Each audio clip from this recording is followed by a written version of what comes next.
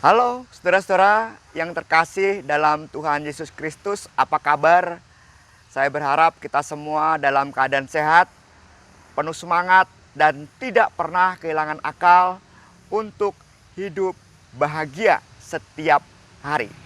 Karena saya percaya Tuhan Yesus Kristus yang menyertai kita dalam kehidupan kita hari demi hari.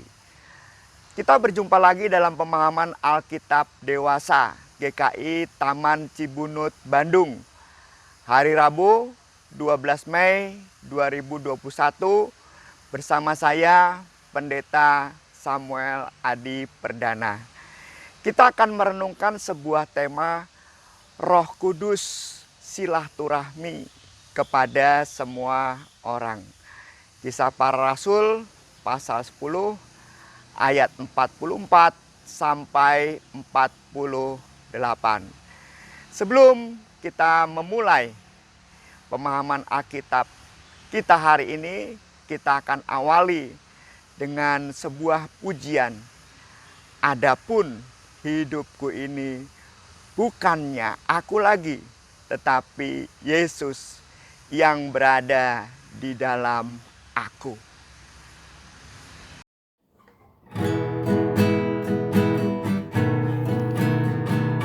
Adapun hidupku ini bukannya aku lagi, melainkan Kristus yang hidup di dalam aku.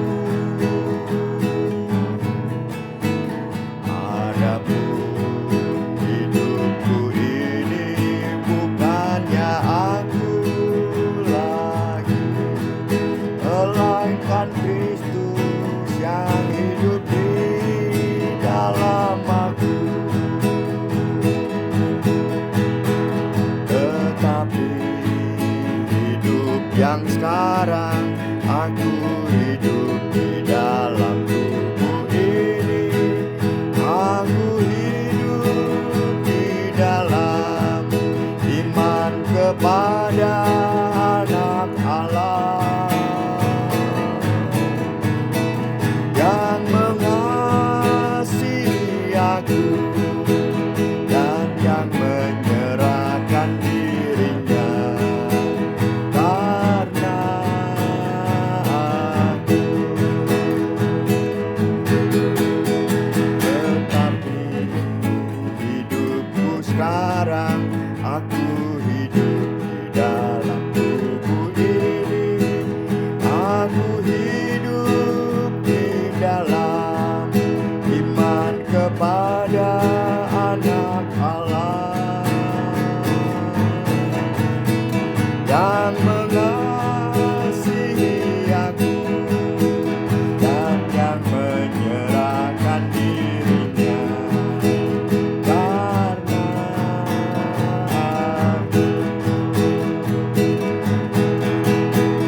Yang mengasihi aku dan yang menyerahkan dirinya karena aku.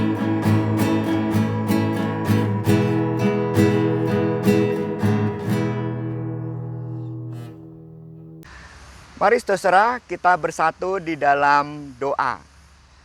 Tuhan yang Maha Kasih, kami pada hari ini mohon kepadamu untuk kami bisa merenungkan firman-Mu di hari yang baik ini. Biarlah hati dan pikiran kami terarah kepadamu dan kami mendapatkan kebenaran firman-Mu dan mampu kami hidupi dalam keseharian kami. Di dalam Tuhan Yesus Kristus kami berdoa. Amin. Saudara-saudara yang terkasih dalam Tuhan Yesus Kristus, kita akan membaca kitab Kisah Para Rasul pasal 10 ayat 44 sampai 48. Ketika Petrus sedang berkata demikian, turunlah Roh Kudus ke atas semua orang yang mendengarkan pemberitaan itu. Dan semua orang percaya dari golongan bersunat yang menyertai Petrus tercengang-cengang karena melihat bahwa karunia Roh Kudus dicurahkan ke atas bangsa-bangsa lain juga. Sebab mereka mendengar orang-orang itu berkata-kata dalam bahasa roh dan memuliakan Allah. Lalu kata Petrus, "Bolehkah seorang mencegah untuk membaptis orang-orang ini dengan air, sedangkan mereka telah menerima Roh Kudus sama seperti kita?" Lalu ia menyuruh mereka dibaptis dalam nama Yesus Kristus. Kemudian mereka meminta Petrus supaya ia tinggal beberapa hari lagi bersama-sama dengan mereka. Saudara-saudara yang terkasih dalam Tuhan Yesus Kristus, pada bulan Mei 2021 ini ada hari yang bersejarah atau tanggal bersejarah, yaitu tanggal 13 Mei 2021.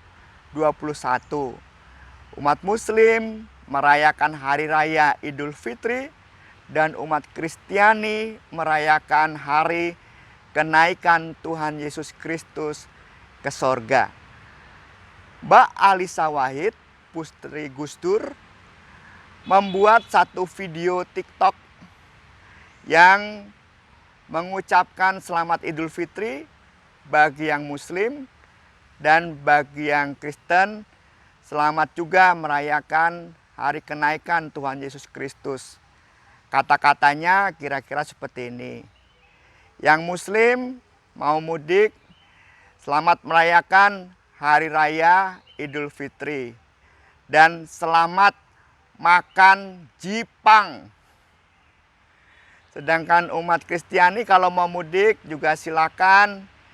Dan kalau mau makan bersama, makan bipang juga silakan. Yang penting kata Mbak Alisa Wahid, kita semua seluruh masyarakat Indonesia rukun adanya. Kata bipang memang sekarang sedang marak dan sedang digoreng.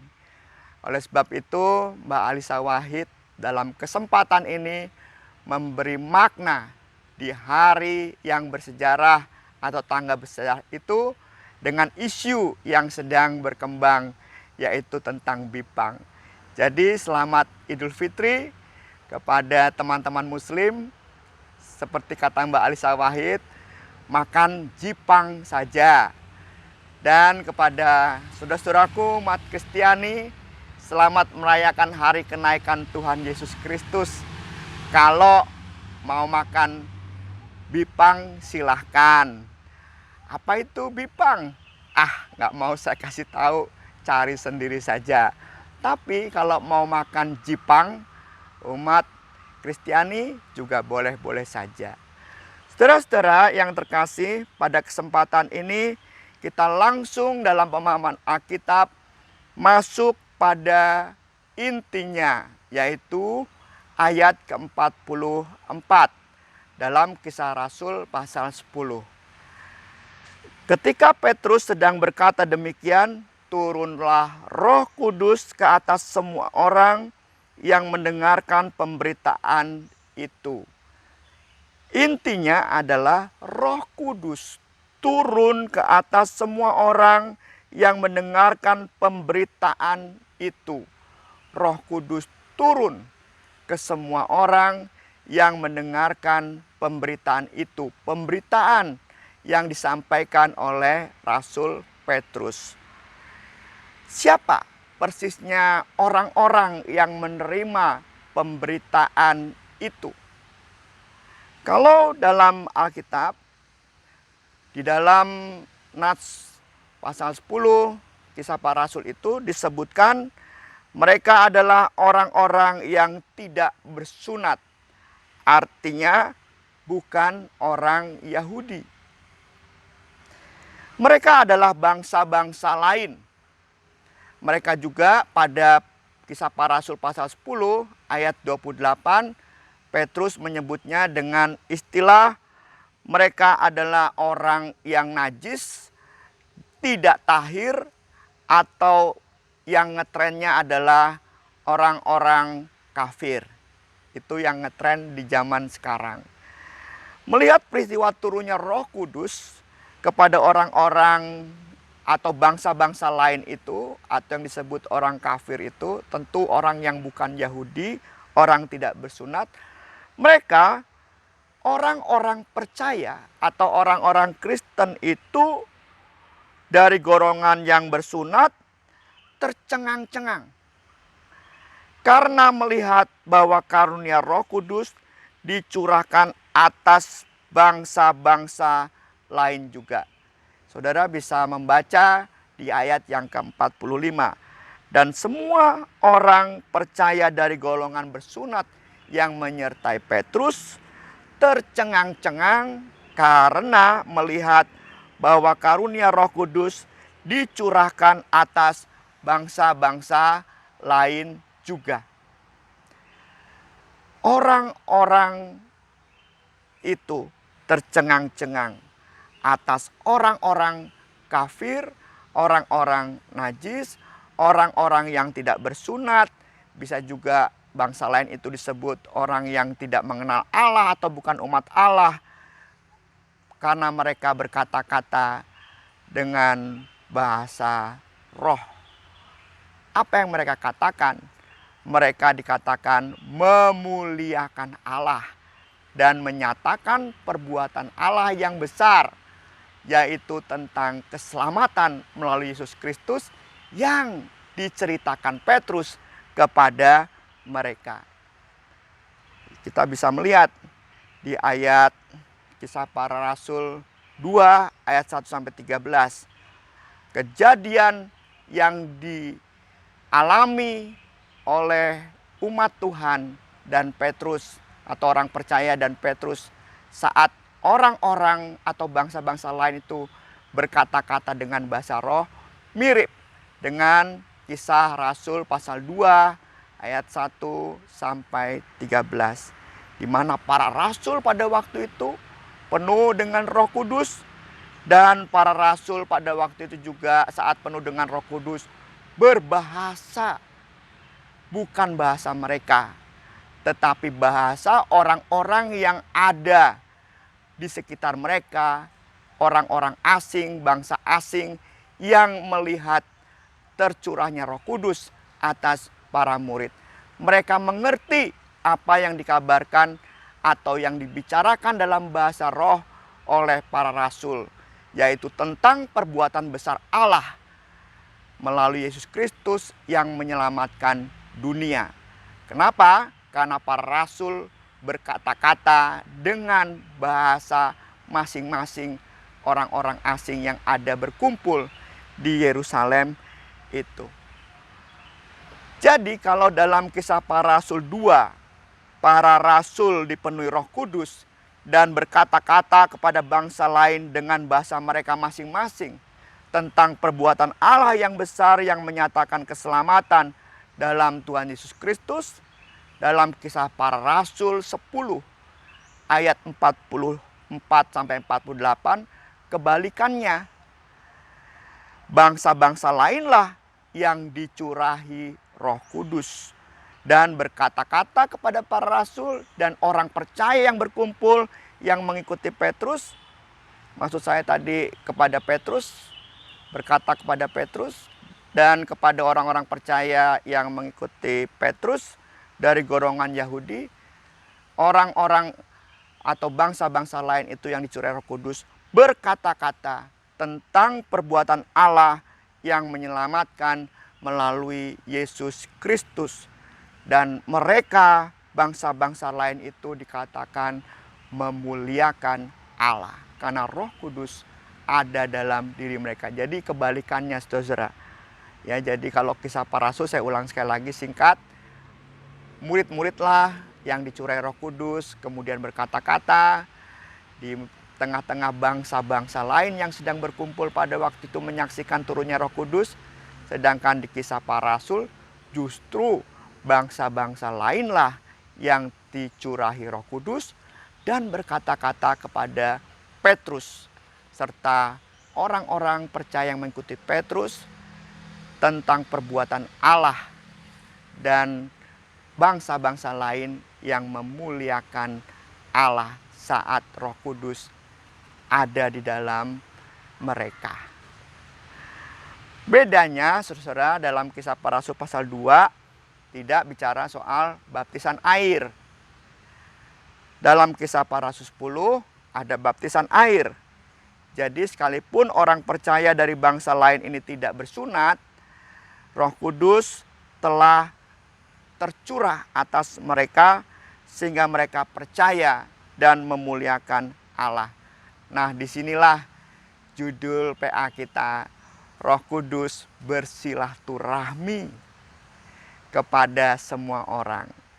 Roh Kudus bersilaturahmi kepada semua orang.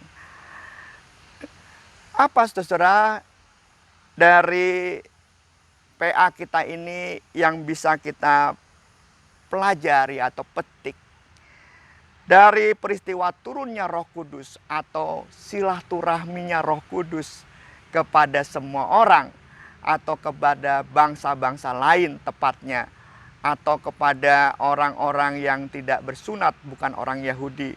Kalau kita orang percaya, bukan orang yang beragama Kristen juga, begitu kira-kira.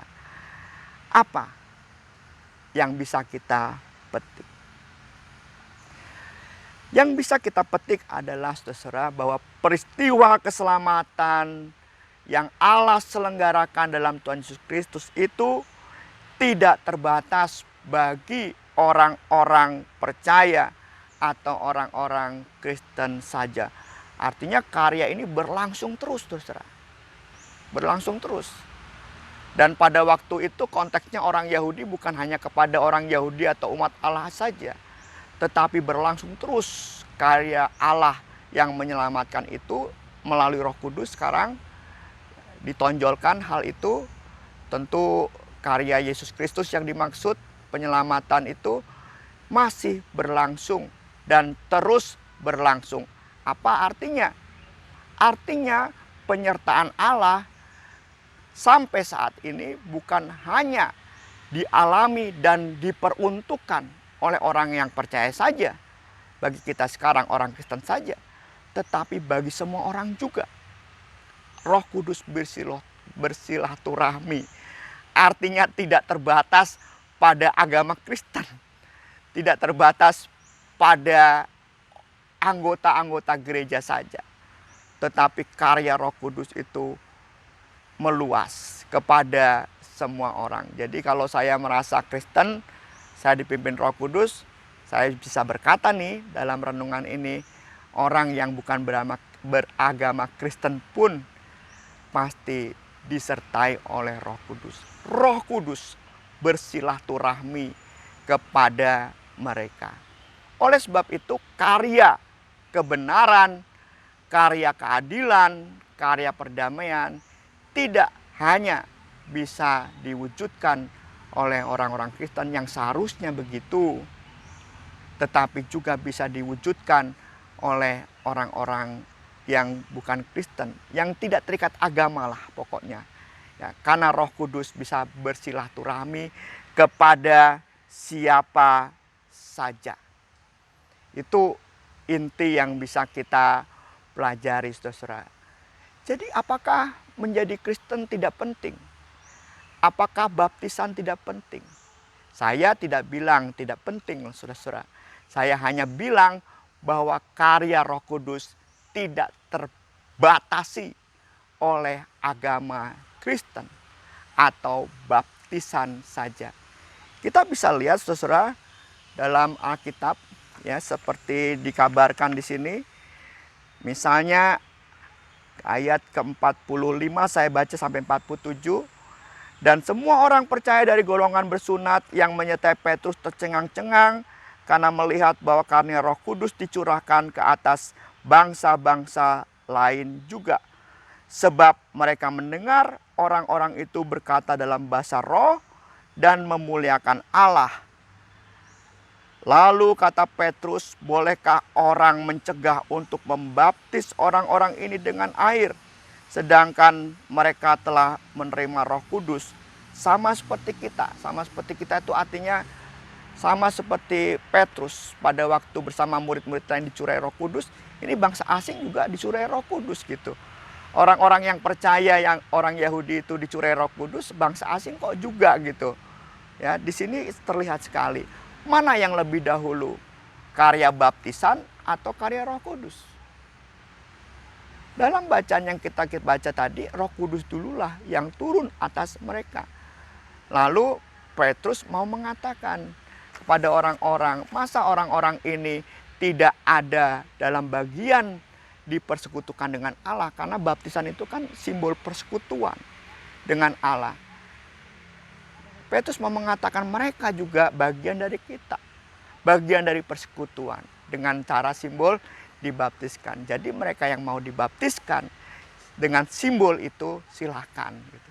Yang tidak juga silakan. Tetapi yang mau dikatakan Rasul Petrus atau Petrus saat ini adalah bahwa Allah tidak membeda-bedakan orang.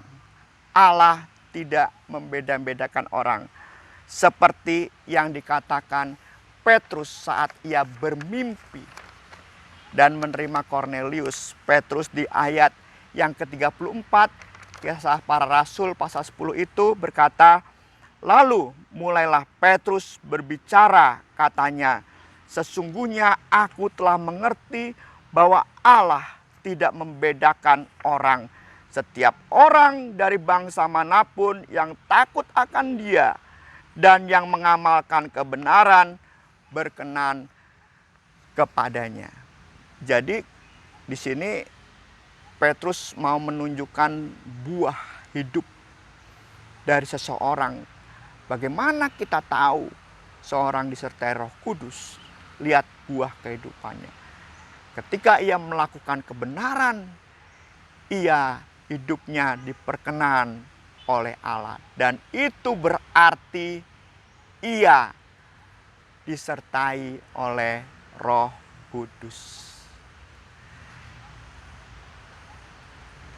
Apa yang bisa kita lakukan dalam kehidupan sehari-hari ketika kita tahu bahwa Roh Kudus bersilaturahmi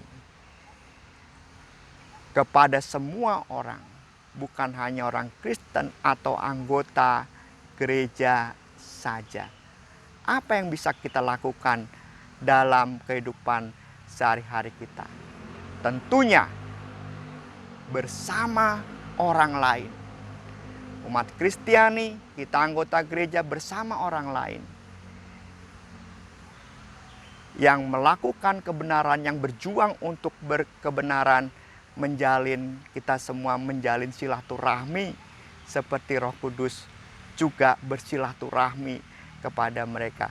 Bersama-sama kita mewujudkan karya perdamaian. Mengapa perdamaian? Ya, karya keselamatan itu kan karya perdamaian.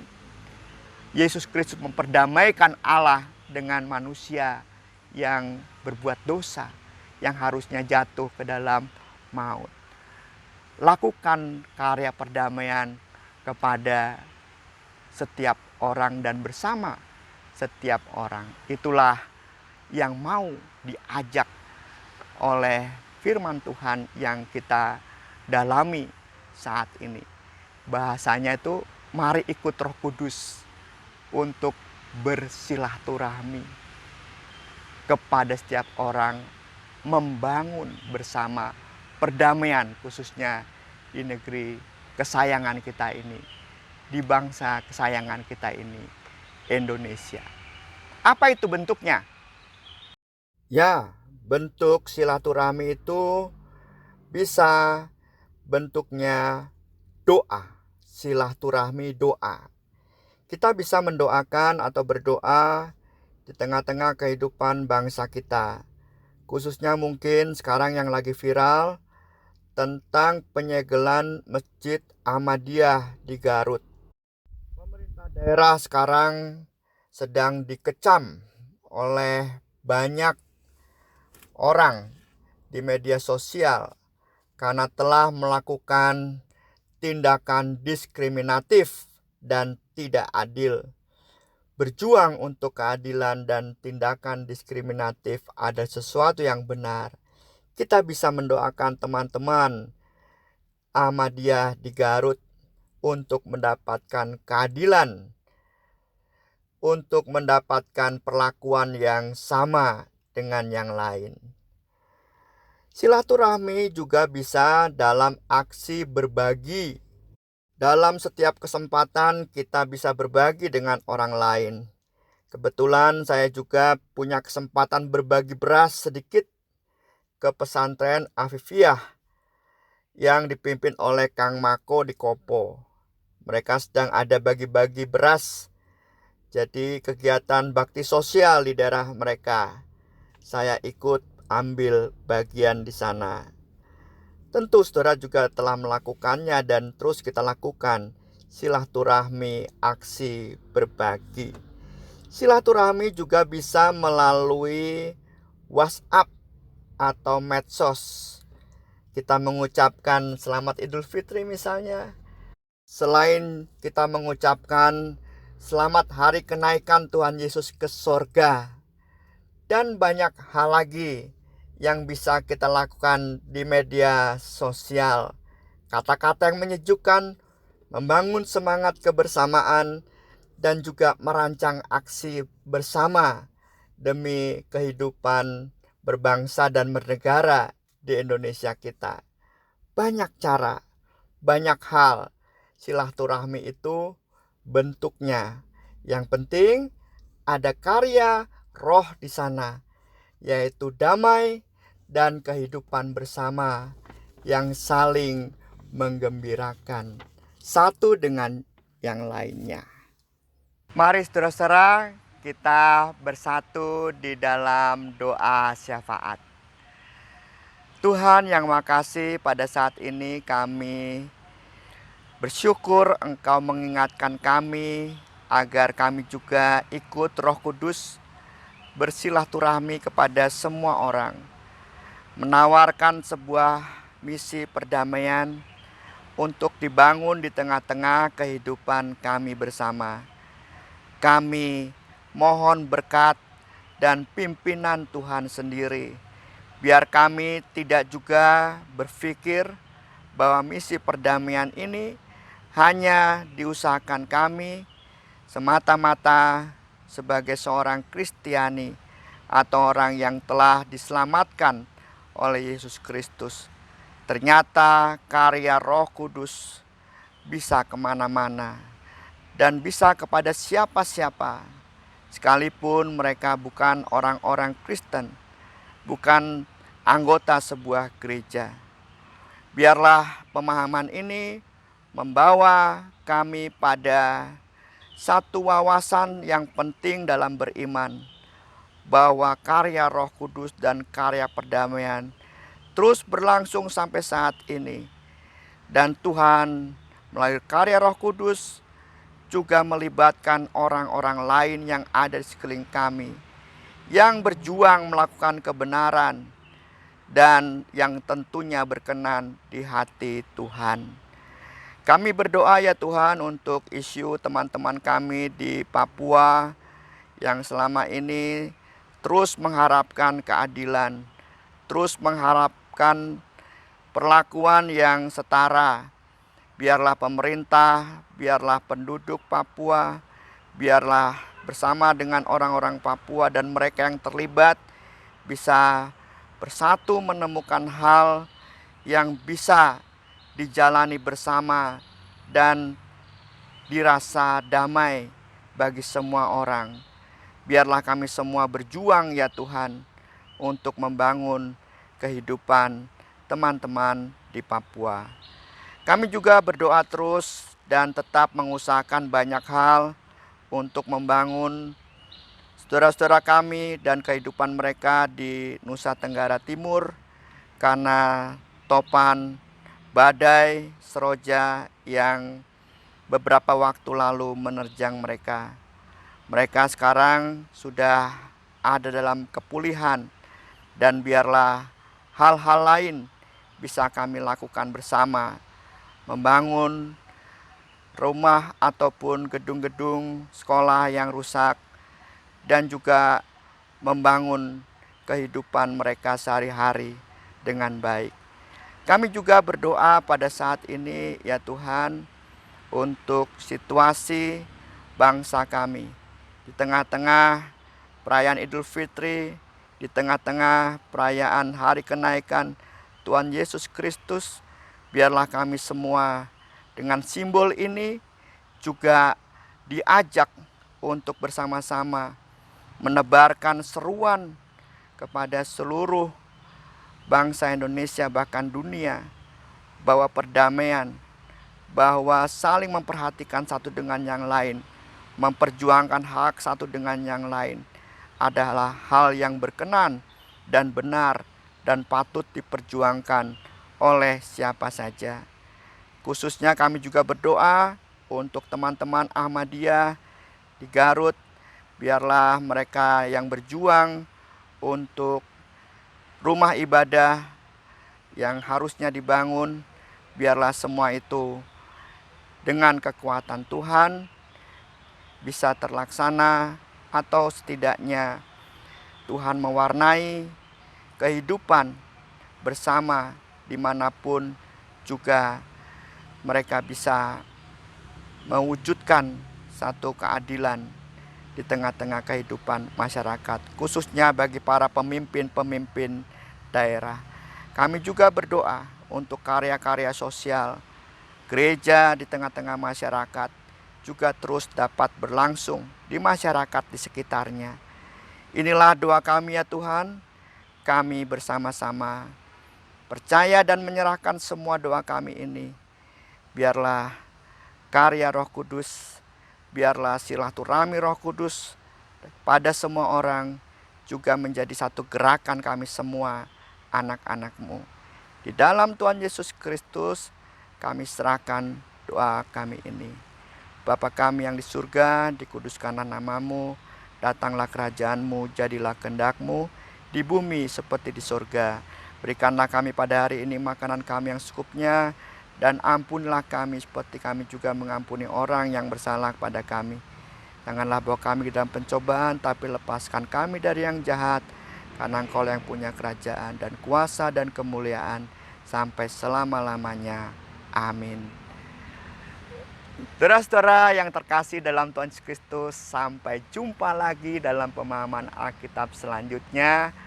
Dan saat ini saya mau bersilaturahmi bersama Roh Kudus. Pada kesempatan yang berbahagia ini, kepada saudara-saudaraku umat muslim, saya mengucapkan selamat Hari Raya Idul Fitri 1 Syawal 1442 Hijriah. Dari hati yang suci putih, kita semai persaudaraan dan perdamaian untuk Indonesia dan dunia.